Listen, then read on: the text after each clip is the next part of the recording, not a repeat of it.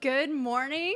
Welcome to the National World War II Museum. My name is Dr. Maggie Hartley, and I'm the Director of Public Engagement, and I am so excited to welcome you guys to today's Lunchbox lecture. Before we get started, I do want to acknowledge our Lunchbox lecture series sponsor, AARP, and show a quick message from them as well.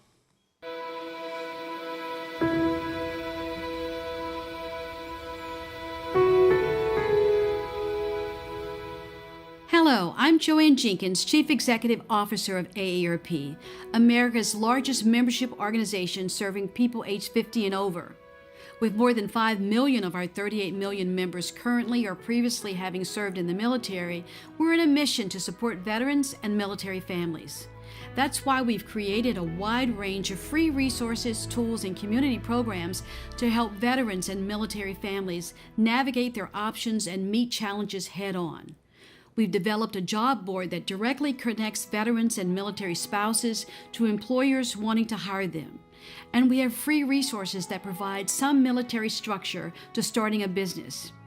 We know that when you're a military veteran caregiver, you start younger, care longer, and face many unique challenges. That's why AARP provides a free military caregiving guide containing important and timely information that you truly need. Because military veterans or service members are twice as likely to be a target for fraud, the AARP Fraud Watch Network, in partnership with Operation Protect Veterans, provides free action alerts detailing the latest scams directed at veterans and military families.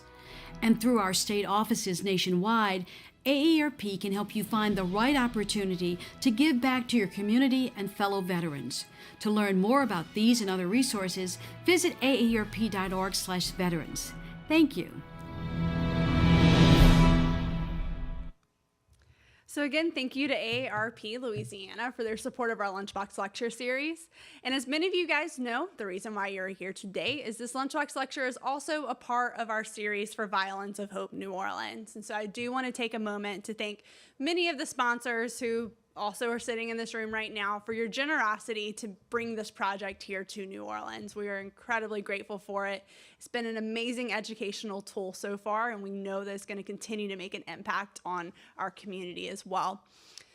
So today for our Lunchbox lecture, we do have the pleasure of having Avshi Weinstein of Violins of Hope to talk more about this project. One of the beautiful things about this lecture as well is that there will be a question and answer session at the end. So go ahead and start thinking about any questions you may have for Avshi, because we'll be taking them not only from our in-person audience, but from our online audience as well, watching on Vimeo, YouTube, and Facebook. So without further ado, I'm going to turn it over to Avshi.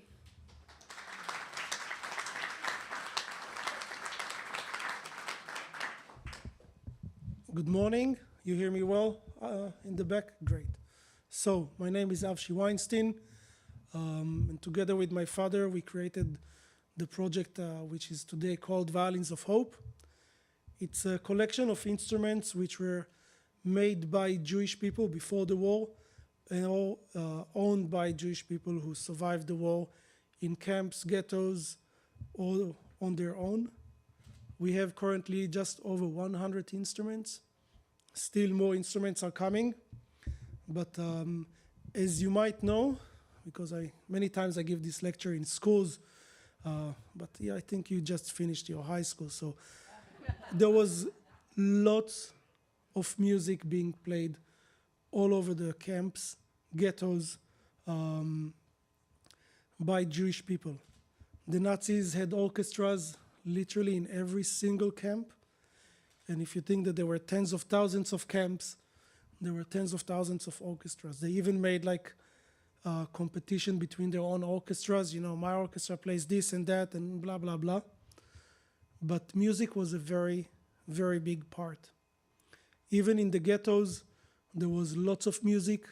I don't remember which ghetto they wanted to have a piano. So some of the people who worked outside the ghetto, they found that a specific piano, took it in parts, smuggled all the parts inside the camp, rebuilt it, and they had the piano. In the Vilna ghetto, for example, my father has a book with, if not all, then most of the cultural programs that were done there every day. It's about this thick. And there were concerts and plays and orchestras and everything you can imagine in the ghetto in Vienna for almost every single day. So it's not only Dresden, but every single camp. One of the very, very last violins we got, it belonged to Violette Silberstein. She was a French lady. She played some violin when she was a very young girl, but stopped. And when she was deported to Auschwitz, she was sent to Birkenau. Birkenau is basically Auschwitz too. Auschwitz was a series of camps, I think either 39 or 40 different camps. And in Birkenau, there were quite few orchestras. One of them was a women-only orchestra. And she went to do an audition for the women orchestra. She was not accepted. And sometime later, one of her friends said, "You should audition again." And in this time already, the conductor, her name was Alma Rosé. And Alma was a very special woman. She was coming from a very well-known family of musicians. Her uncle was Gustav Mahler, the very famous composer. Her father, Arnold, he was the leader, the concertmaster of the Vienna Philharmonic for many, many years, until in 1938 he was literally thrown out from the orchestra, even though the whole family converted to be Christians many, many years before the war. So Alma and her father, they moved to London, and Alma wanted to go back to Europe. This is 1938-9. She had a women-only orchestra who played valses all over Europe, very successful, and she wanted to go back to this kind of life of playing concerts. And even though that she concerned herself as being completely Christian, when the war started, the Nazis caught her, and they sent her to Auschwitz, to Birkenau. Now, they knew exactly who she was, and if you can call someone a celebrity in a concentration camp, she was a kind of a celebrity. They used to call her Frau Rosé, Mrs. Rosé. And in one of the lectures I gave around Knoxville, Tennessee, if you can imagine, a guy came to me and said, "You know that my mother was part of the orchestra," he said. And he said that the only barracks in all over Europe which had its own latrine was the women barrack orchestra in Birkenau. She managed to get very good conditions for the players, again, because the Nazis kind of admired her and still put her in a concentration camp. And she managed to keep the women alive. She believed that if they will play hard and work hard, they will stay alive. And although she herself did not survive, 22 out of 24 women from the orchestra survived, which is unheard of. There are a few stories. There is a story about a woman who went to the clinic. And you know, the clinic in concentration camp, this is literally a one-way door. You go in, you never go out. And one of the days, Dr. Mengele did his daily tour, and he saw this woman lying down in very bad condition. And he asked the nurse, "What's going on? Why is she still here?" And the nurse said, "Well, she belongs to the orchestra." He walked away, and the woman survived. Violette, the woman, we have her violin. Her son told me that one day after she was accepted to the orchestra, she was a young girl. She was in very bad condition, and the orchestra had to go from here to there, and she was behind the orchestra, and one of the Nazi soldiers, he wanted basically to kill her. And Alma said, no, she's one of my best violinists. You cannot kill her. And they gave her a special diet, and this is how she survived. I mean, the amount of stories today is amazing. We only have a very, very small fraction. Unfortunately, many musicians, like many other survivors, either never talked about it, and we don't know, or unfortunately, many times during the death marches, you couldn't take almost any belonging with you, or you wouldn't want to, because, I mean, yesterday we had a storm warning here, right? But If you think about the death marches, they were around January, February 1945. And I promise you that the Polish winter is a bit harsher than what you have here in Louisiana.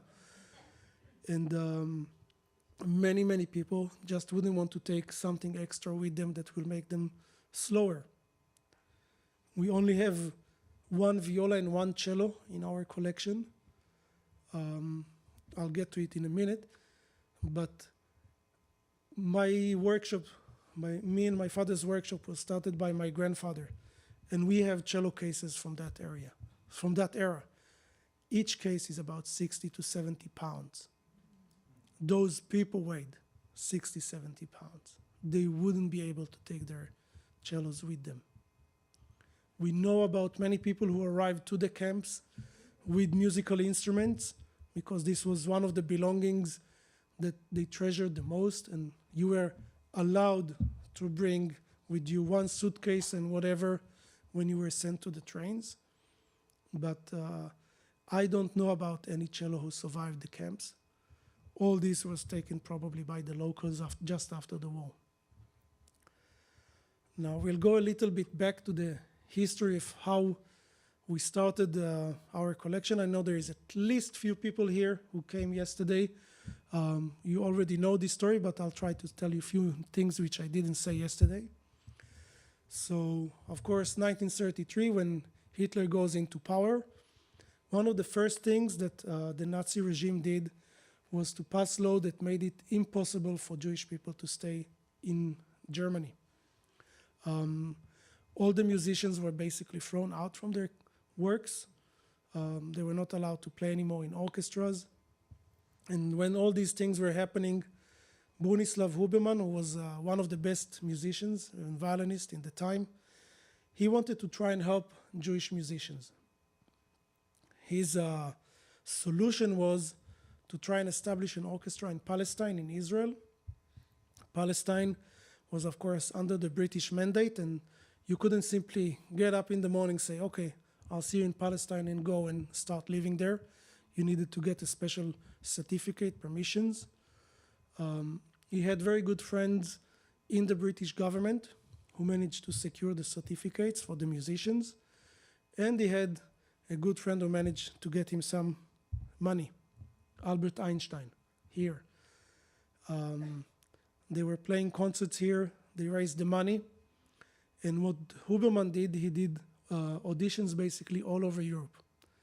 And in his auditions, he always had a curtain between him and the player, because he said he didn't want to see the faces of the people he will not choose for his orchestra, because he believed they'll be in danger for the war that he thought is going to come to Europe in the next few years.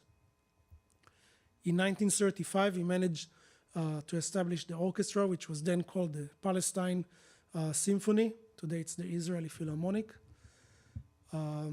He had about 1,000 people coming, the musicians and their families. Now, I don't know how many of you have been a part of an orchestra, but I can tell you one thing. To bring the best musicians from Europe, and if you look on the very first programs of the Palestine Orchestra, it says the name of the person, his current position, and his position in the orchestra that he came from. So this one was the leader of this, and the leader of that, and the leader of blah, and the leader of blah, and all the best musicians almost from Europe came to Palestine, to Israel. And you need someone very, very strong to be able to handle such an orchestra, especially if they are all Jewish.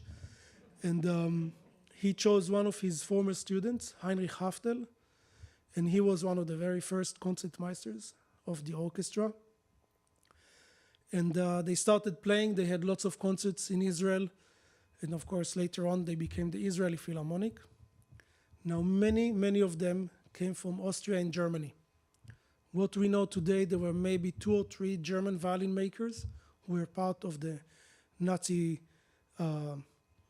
party. The rest of them were actually helping a lot to Jewish people. And after the war, in 1945, when survivors were coming to Israel telling about all the atrocities and all the stories, there was a very, very strong band in Israel on everything German, 1 second, sorry. Nobody wanted to buy or touch anything German. And many of these musicians, they came to my grandfather and they told him something very simple. Either you buy my violin, viola, cello, whatever, or I'll simply destroy it. Now, my grandfather and my grandmother, they immigrated in 1938 from Vilna.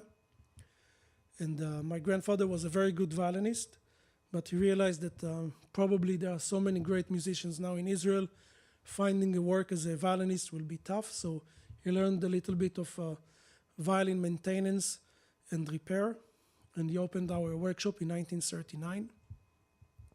He had a very big family. He was one of 11 brothers and sisters. Only one of his brothers survived. My grandmother had 7 or 8 brothers and sisters. None of her family survived. And even though he knew that he lost all his family, he bought the instruments that he could. He knew he will never be able to sell them, but he bought whatever he could. And this was basically, it stayed as a collection in our workshop for many, many years.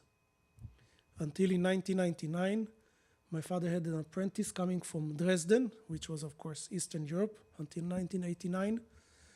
And he came to work in our workshop. He's coming from a violin and bow-making family for over 200-something years.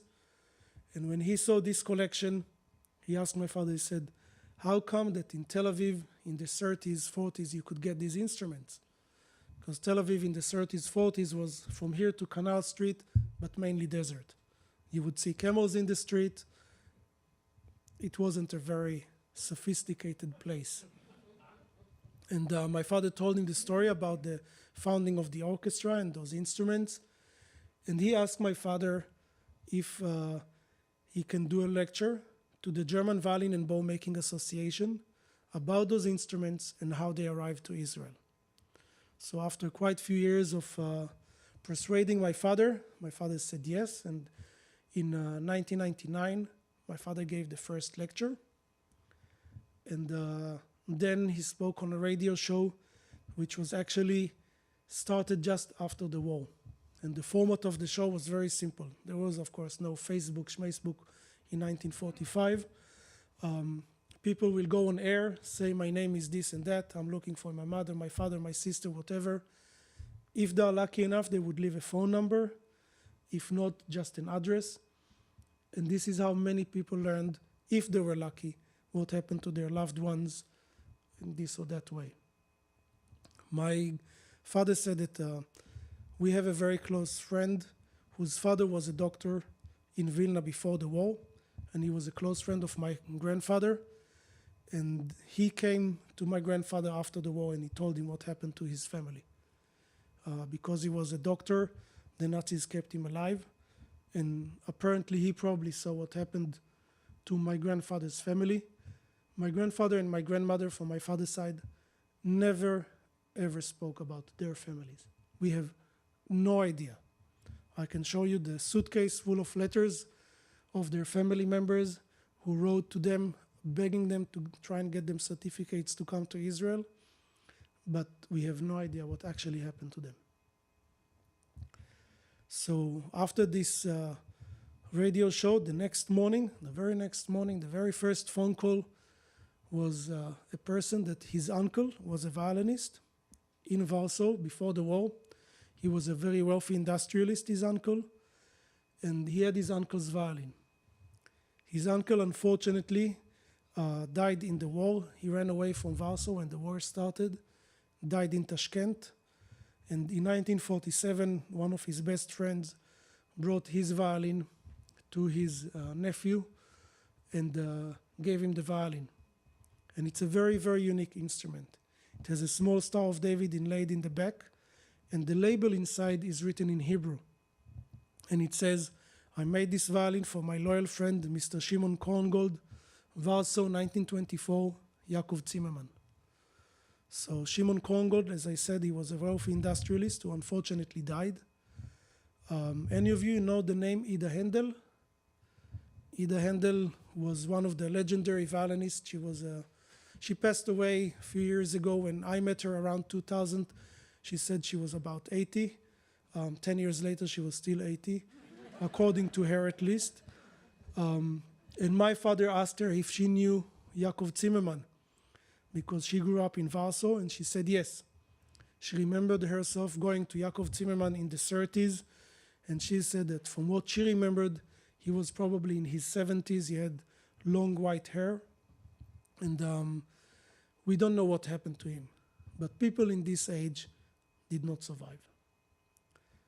One of the very best violinists of those times was Michel Schwalbe. My father called him. Michel Schwalbe was later on the concertmeister of the Berlin Philharmonic, so think about the main player in the best orchestra in the world, or one of the two best in the world.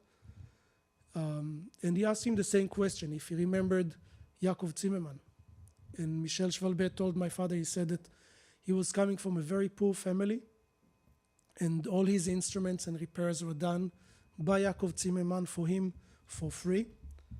And my father said, you know what, let me ask you one more thing. Do you know the name Shimon Korngold? And he said yes.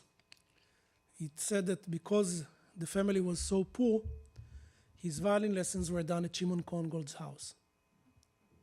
So the very first violin that we had with the connection was that violin. Today, like I said, we have over 100 instruments. Everybody knows Elie Wiesel, right? Did you know that Elie Wiesel played violin? So one of my mother's best friends was the secretary of Elie Wiesel in his last few years. And he told him that he was studying violin, and the lessons will go like that. He would come to the lesson with a bottle of a drink, and as long as the bottle was full, the lesson would go on. When the bottle was empty, it was time to go home.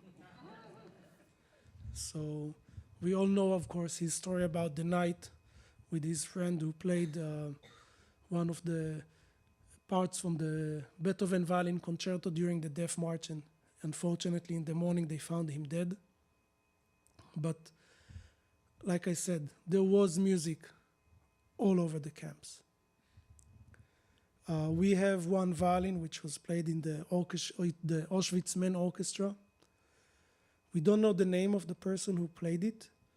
When the war was over, he met a person named Avraham Davidovich, who was a part of the Jewish relief agencies, who went to Europe to try and help survivors. And he told him something very simple. He said, listen, the only thing I have in this world is this violin. Would you please buy it from me, give me some money so I can start my life? He bought it for $50. Trust me, it was not a good bargain. Not for Avraham Davidovich, for sure. And Avraham Davidovich, he wanted his son to play the violin. His son, unfortunately, never did. But he brought us the violin many years later, and it's a part of our collection. Now, the reason is that we have so few instruments. It's not only that it was almost impossible to take them out from the camps, on the death marches. Many people, like I said, they never told the story. So if your parents or grandparents, they had a violin at home and you don't know the story, so what do? eBay.com, right? I mean, what do you do with an instrument? Many of those instruments are gone. One of the very first instruments also that we got belonged to a person named Feivel Wininger. He was born and raised in Romania.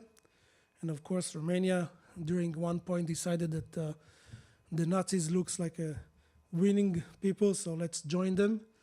And the Romanian government decided that in order to get rid of their so-called Jewish problem, they'll send tens of thousands of Jewish people to an area called Transnistria, which was basically a marsh area. Impossible for so many people to live. They knew they were going to die out of starvation there.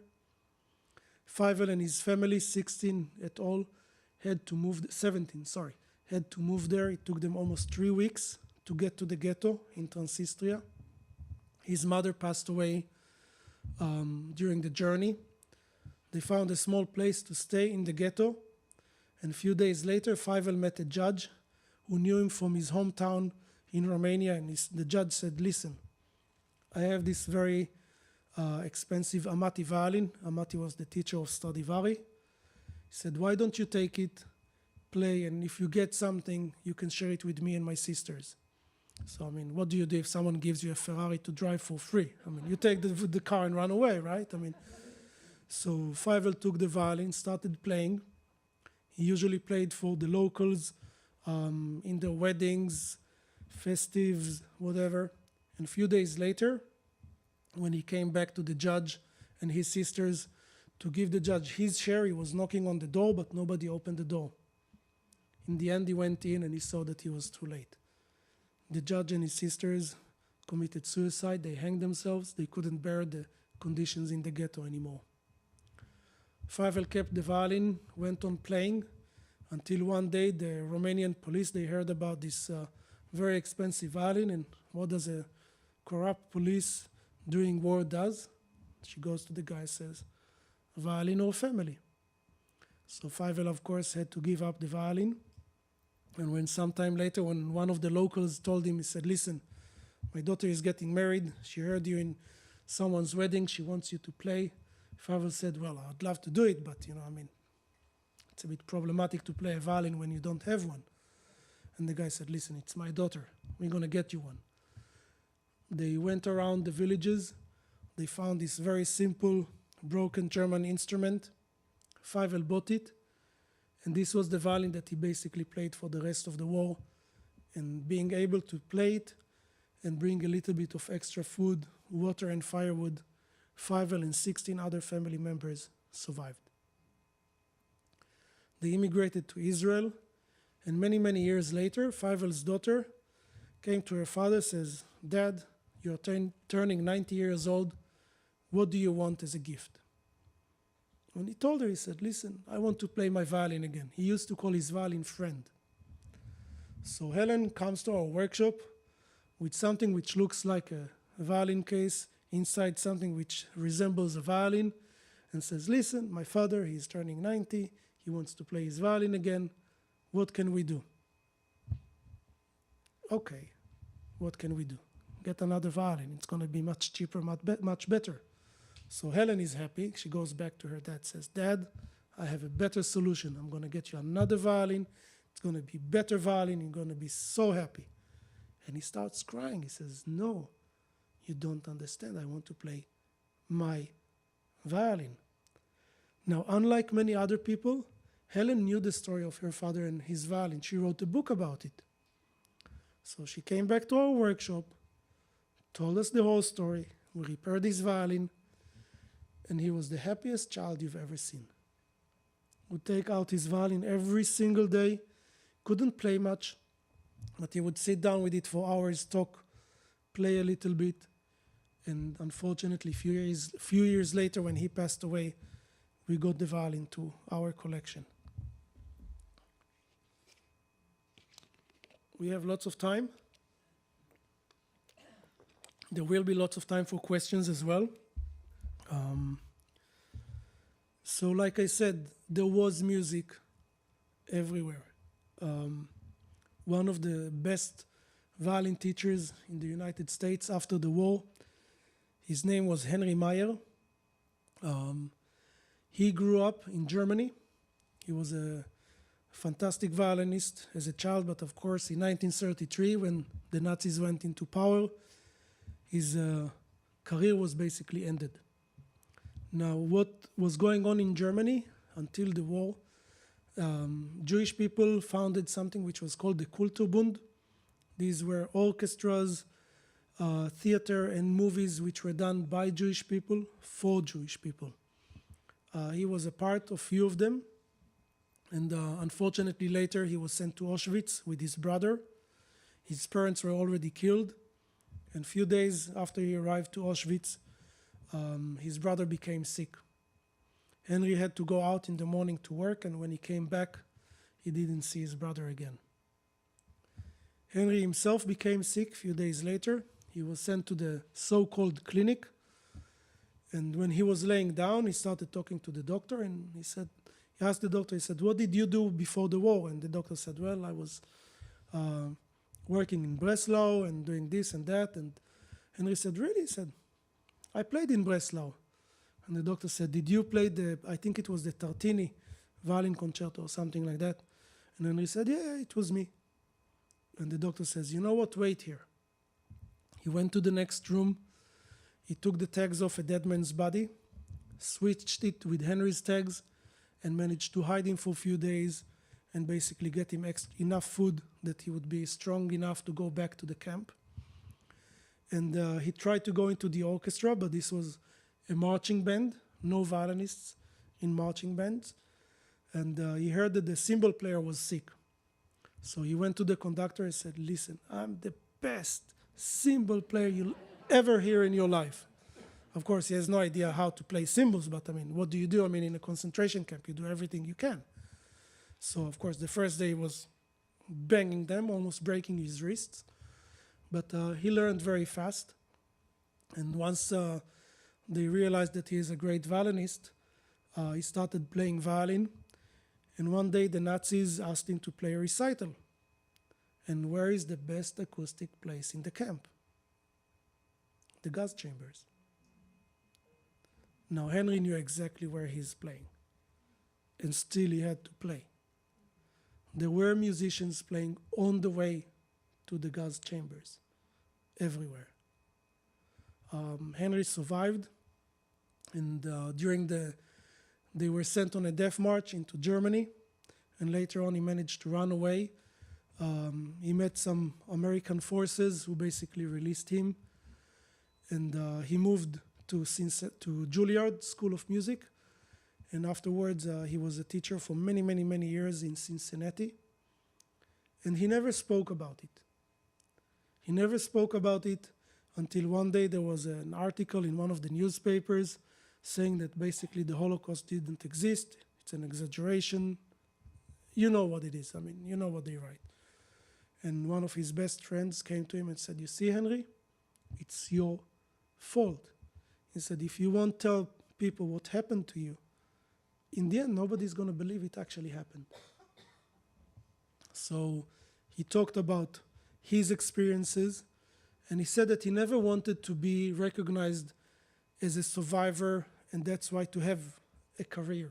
He wanted to have a career because he was a good teacher and a good player. I met some of his students, and one of them who plays in the Nashville Symphony, she told me that her lesson used to be very early in the morning, around 8 o'clock. And then one day she came to her teacher and said, listen, Mr. Meyer, you know, is it possible that we can make it a little bit later? It's difficult, you know, 8 o'clock in the morning. And she said, he just looked at me and said, you'll be fine. Lesson stayed at 8 o'clock in the morning. There are lots of other stories, of course, but I'll take a few minutes to tell you a little bit about my mother's side of the family.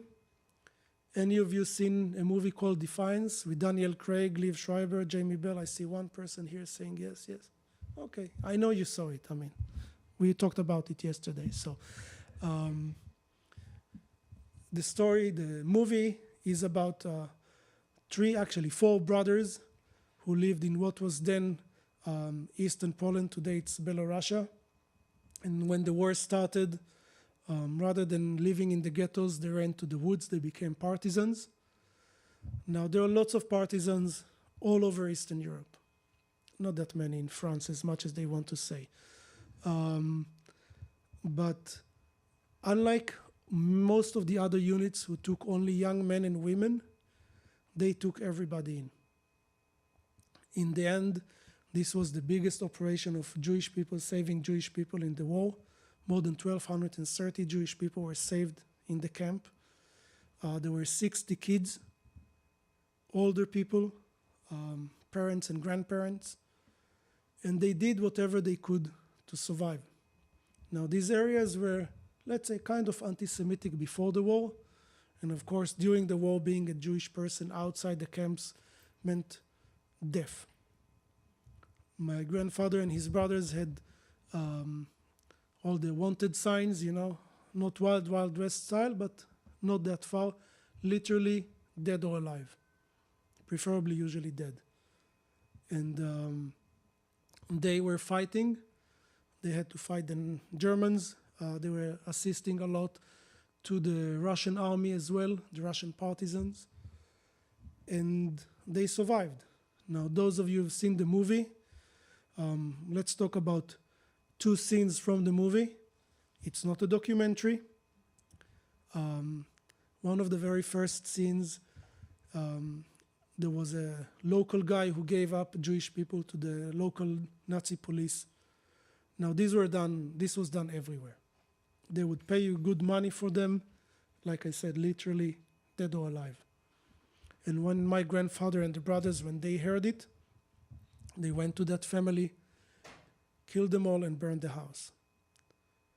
Now, it sounds very harsh, but afterwards, the only place all over Europe during the war that even a young Jewish girl could be running away in the forests, staying alive, was that area. Nobody gave up Jewish people after that. Not there, not for many years. In 1993, my grandmother and some of the family, they went back there, and one of my cousins, who was working as a photographer for one of the news channels in Israel, he made a video. I mean, it's 1993. Phones don't exist. It was video camera, right? VHS, the good old stuff. And you see in one of the scenes there, a very old lady sitting outside a small house, village house in Belarus. She looks on my grandmother and says, "You're a Bielski, right?" 50 years later, they still remembered.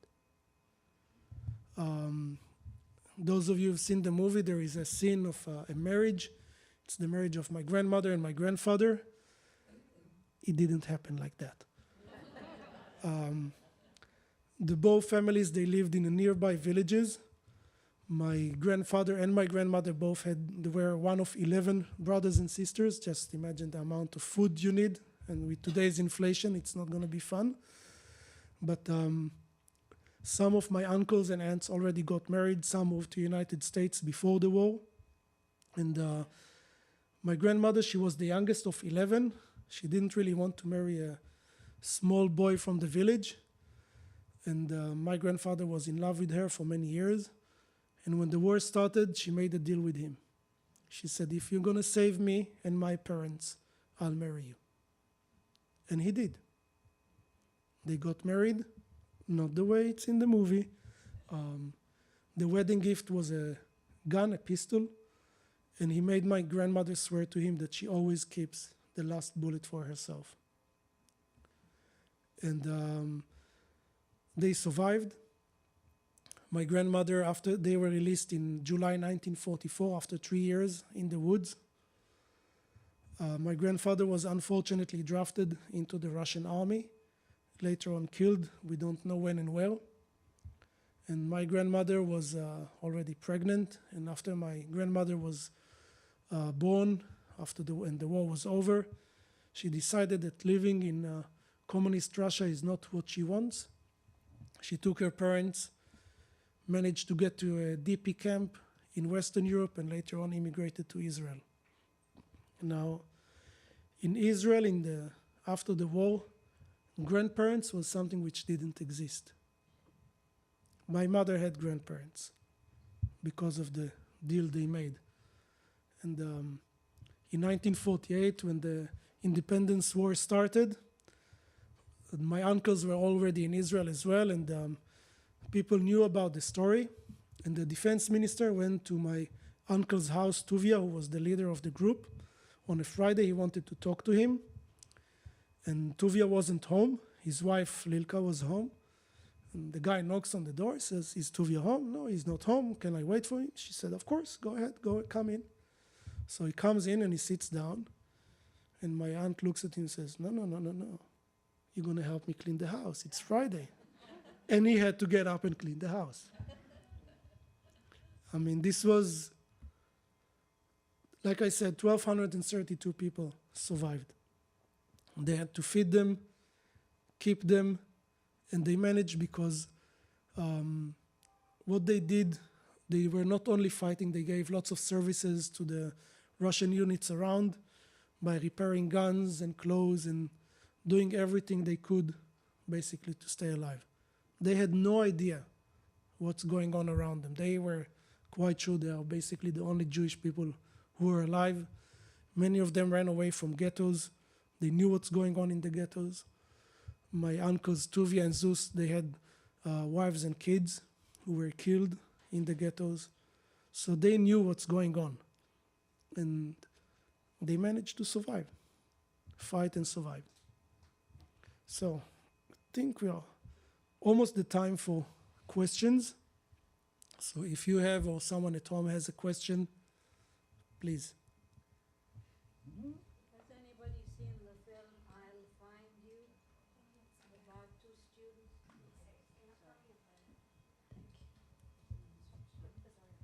Has anybody seen the film I'll Find You about two music students in the conservatory? One was from a Jewish family and then ended up in the concentration camps. And finally, the boy who was Catholic, pursued until they actually reunited. It's a fairly recent movie. I'll Find You. So just as a reminder for our question and answer session, if you are here in person, raise your hand. I will bring the mic to you. Make sure you put it close to your mouth so that everyone can hear as well. If you're watching online, type your questions into the comments section of the live stream, and we'll make sure to get to everyone's questions.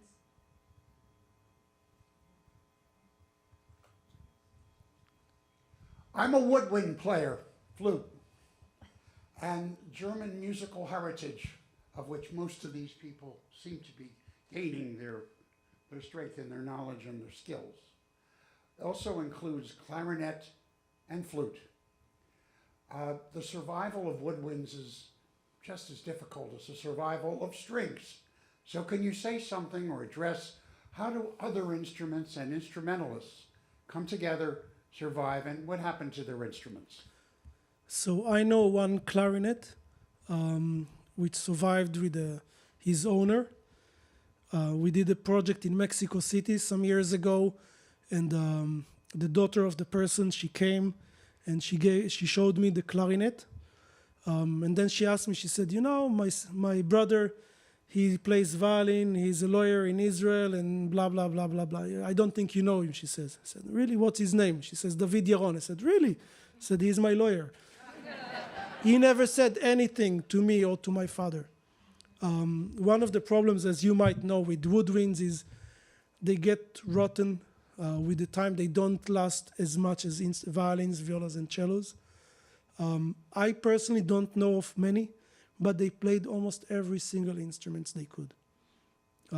I think it was Dachau, which had a violin making area, and I saw like there was they needed some instruments and whatever, and I saw that paper, them asking from the authorities to get them this and that and blah, blah, blah. But again, I don't have in our collection anything but violin, violas, and cellos. I know of a double bass. It belonged to a person named Avraham Rosner. His brother was a pianist and he was a double bass player. They were both part of the Schindler working force. And everybody knows, you know, the Nazis decided that jazz music, it's not good enough. And it was banned in Germany, but the Rosner brothers had to play almost every night for the Nazis in their gatherings and parties, jazz music. Now they both survived, and a few years later, one of the Nazi captors found them in New York and sent them the double bass. I'm very happy not to have it in the collection because traveling with a double bass is quite a nightmare. But there were other instruments, yes. So we do have a question from our online audience, and it is, do you have any violins on display currently in Israel? We tried to do something in Israel, really didn't work out. We were offered to do a permanent exhibition in a museum in Israel, but the thing is that if we do that, I can't do this kind of projects. Today, I brought the instruments here in July. We had an exhibition in Indiana, Portland, Maine, something in Paris, here now, and I'm starting a big one in New York. Next week, it's going to be around Livermore, California. After that, again, something in New York, then Argentina, Chicago. So how do you do an exhibition if everything is traveling all the time? You don't. So we had an offer. We never made it, and we do lots of things usually in the United States. Here at the World War II Museum, we had a traveling exhibit for about 6 months that was illustrating all the articles made by the men in the trenches. One of them was a violin, which amazed me. So what's the best kind of wood to make a violin out of, and where in the world did he get it? Well, in Europe, there is lots of wood. The top of the violin is always with no, it's always pine, spruce of very high quality, ribs, back and scroll, usually from curled maple, but sometimes beech wood or local Italian wood. So he could get wood. I mean, getting wood in Europe is easy. Again, I didn't see the violin, so I don't know, but there was music in the trenches everywhere. There are musicians who were traveling all the time playing for the soldiers around. So I'm sure there were. Yeah. I was wondering, do you know anything about whether there was music in the Bielski camp? In the film, of course, they show a violin. Yes, yes. I don't know about violin, but there was a musician there who played music. I mean, this was their only way of celebrating, of having some kind of an entertainment, yeah. Thank you for all of these exceptional stories and how you tell them, any number of which have brought tears to my eyes as you've told them. You last night had told us how often, speaking with young people in these schools, their memories are so short, it's difficult to often get them to quite understand. Sometimes it's the question, though, isn't it? My question to you is, what might be the best question you remember that was asked of you by a young person? I honestly do not remember. I've been to so many schools. But it's funny because when you go to a school, for example, you'll do a lecture in a high school. So you get like 3 or 4 questions. And in the middle schools and junior and the really small kids, sometimes they won't stop asking. Very interesting questions about everything. I mean, you give a lecture about 30 minutes, 40 minutes, you think they're like somewhere there because this is how they look during parts of the lecture, and then they start bombing you with questions. It really depends. I mean, honestly, I don't remember all the questions. I've seen over 300,000 students in the States, so it's too much to ask. I'm sorry. So a question from our online audience real quick is, how can people who are not able to come to New Orleans over the next 4 days have an opportunity to view the violins? Okay, so we have a website. I made it, so it's not great. I agree. You can see most of the events that we have currently or coming up. It's Violins of Hope with minus between the violins and between the words.com. You have all the events are coming. Like I said, we have a very big exhibition in New York. We'll have one in Livermore, later on in Chicago, in quite a few places. So we are traveling a lot with the instruments. When you and your father restore the violins that have their story, you know they have survived the Holocaust, and you're handling the wood, could you tell me if you feel any kind of resonance coming out of the violins that tell you that these violins are special as opposed to violins that you might have bought, brand new at a music? So there is, from a new instrument to an old instrument, yes, there is a very big difference. You can feel it. Between 2 old instruments, one which was in the war and one which wasn't, I can really very fast lie to you and say yes, but the actual the answer is absolutely not. Old instrument is an old instrument. One of the main differences might be some of those instruments were played outside in rain and snow, which is something that a normal sane player wouldn't do unless he has to. So that would be the main difference, because I've seen broken instruments coming from anywhere you can think of. But to tell you that a violin which comes from the camp is going to be different from other old violin from the same era, unfortunately, I'm not that good. I don't think anyone is. But of course, when the work is the same work, and when you know the history, of course, it feels different as a restorer, because I'm very much attached to it. But there is no real difference unless, like I said, it was played outside and you have the rain damage. You mentioned a book by a woman named Helen, who was writing about her father. Helen Livnat, yes. How do you spell it? Helen, Helen. And, I actually might have a link here. Even They are better. selling it on Amazon, and I need to think to whom I sent it last time. But come to me after the lecture, I'll find it for you. Thanks. And that's what I want, the ability to buy it. Are there other books you might recommend? So Jay Grimes wrote a violin called Violins of Hope, String from the Holocaust. This you can find very easy on Amazon. There is a beautiful book which was done by Daniel Levine. I think it's called Violins of Hope, From Ashes to the Symphony Halls.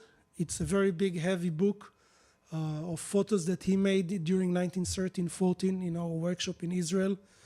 We had, in 1914-15, we had a big project in Cleveland, and he was part of it. He made a beautiful exhibition. So that book includes all the photos from the exhibition. There is another one, if you know German, about a violin from Dachau, but I don't remember. I can find you the name of that, but it's only in German, never been translated. As far as I remember, that's all. Some people now want to write books, but nothing is still published. So for our final question from our online audience, what is the message you would like for us to take away from this project, Violins of Hope? So one of the main messages is usually for people a bit younger than you, younger than me as well, is that we have to know our history in order not to make the same mistakes like we did or our grandparents did. And we see the history. Unfortunately, it comes back again and again and again. People are using, give or take, the same terms, even though they have no idea what they're talking about if they actually read history. And hopefully this makes people learn and see different things about the Holocaust. I mean, it doesn't matter how much you read and how much you think you know, there's always new things. And the music is a part of them. Well, thank you so much, Avshi, for being here today.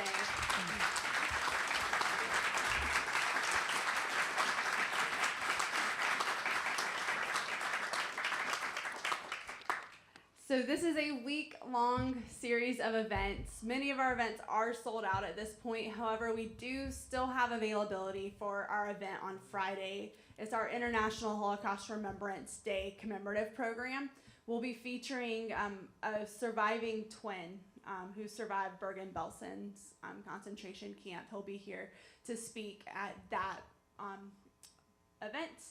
We'll also have a brief playing of one of the Violins of Hope before that program as well. So thank you guys so much for coming out today. Thank you to our online audience for tuning in and for participating in today's program and our Violins of Hope event series. We look forward to seeing you guys next time here at the National World War II Museum.